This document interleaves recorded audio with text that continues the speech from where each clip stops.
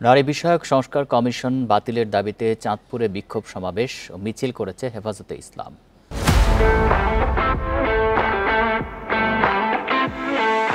শুক্রবার জুমার নামাজের পর জেলার কালীবাড়ি চত্বরে এই বিক্ষোভ সমাবেশ হয়। বিভিন্ন মসজিদ ও এলাকা থেকে হেফাজতের ইসলামের সমর্থকেরা মিছিল নিয়ে সমাবেশে যোগ দেন।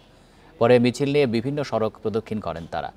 বক্তারা বলেন, আগামী ৩ মে ঢাকার মহাসমাবেশ সফল করার লক্ষ্যে এবং নারী বিষয়ক সংস্কার কমিশন বাতিলের দাবিতে এই সমাবেশ। বলেন, বর্তমান সরকার আগের সরকারের মতো ফ্যাসিবাদী হলে দেশের জনগণ ঘরে বসে থাকবে না বলে হুঁশিয়ারি দেন।